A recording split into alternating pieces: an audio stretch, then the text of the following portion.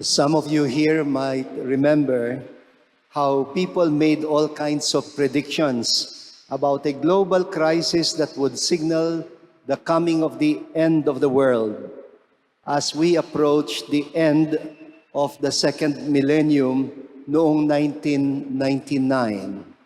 Very typical kapag mga end of the millennium, there are predictions like this. Meron ngang mga members of a sect that preempted doomsday in the year 2000.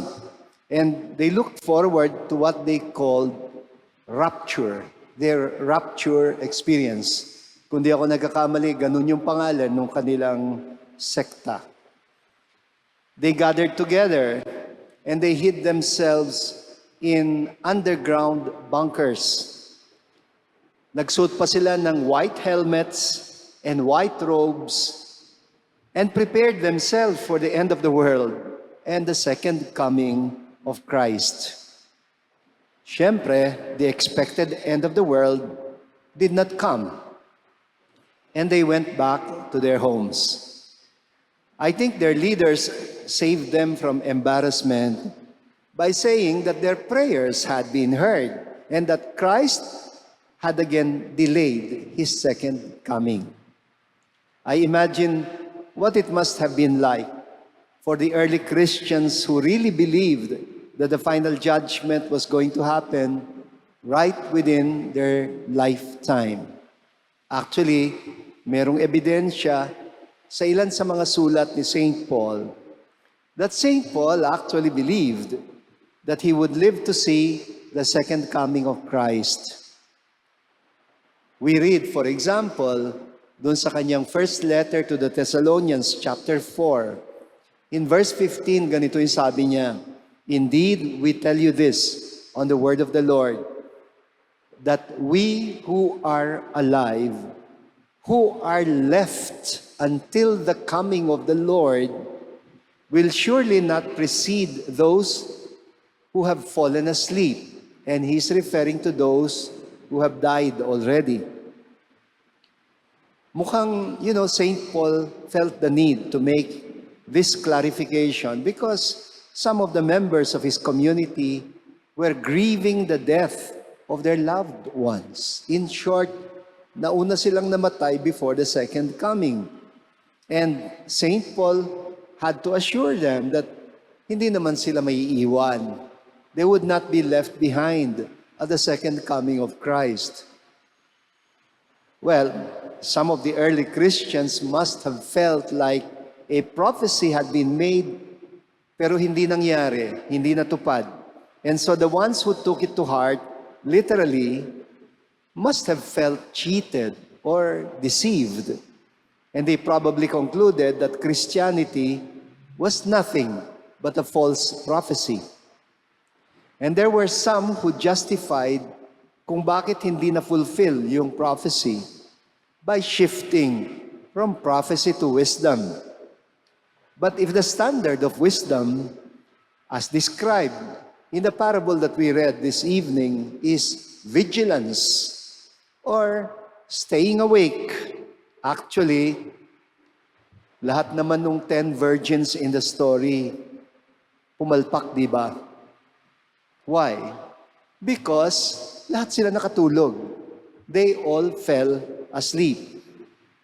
And falling asleep here is a figurative description of Christians who had somehow lost their enthusiasm for the faith because their expectation has not been fulfilled. Nakatulog baga sa paghihintay. This reminds me of that charismatic song that says, "I am alive, awake, alert, enthusiastic." That line is repeated over and over again. And it sounds like a desperate attempt to keep themselves zealous for their faith, knowing na parating merong tendency to go drowsy and fall asleep. That it actually applies to all of them, as it did to all the 10 virgins. Hindi naman talaga yung staying awake that matters most, according to the parable, but the wisdom of having the extra oil when the awaited time of arrival of the bridegroom comes. Extra oil. Matalinghaga din yun. It's also figurative. And for St. Paul, that extra oil comes from what he calls the message of the cross of Christ. That is what we heard in today's first reading. The message of the cross of Christ, which he says is the power of God and the wisdom of God. Alam naman natin, he's not really talking about the cross as such. Kaya nga tayo laging, ang cross natin may Kristo. The cross as such, which he said, is a stumbling block for the Jews and a foolishness for the Gentiles. Sino nga ba naman ang nasa tamang katinuan who would glorify such a violent instrument of torture and death penalty? Minsan nakakalimutan natin, lalo na pag mahilig tayong magsuot ng kwintas na krus. Sometimes we forget that that cross is a morbid symbol because it was an instrument of torture and death penalty. Well, Paul is not really talking just about the cross, but about the cross of Christ. Only that spells out wisdom and power for St. Paul, cross and Christ. He keeps them together. For St. Paul, neither a cross without Christ nor a Christ without a cross can bring about redemption. And the cross that he speaks about is not that masochistic tendency to glorify pain and suffering. Please, do not glorify pain and suffering. That has nothing to do with Christianity. For St. Paul, it is rather about unconditional love. The love that makes you ready for anything, even for suffering and death.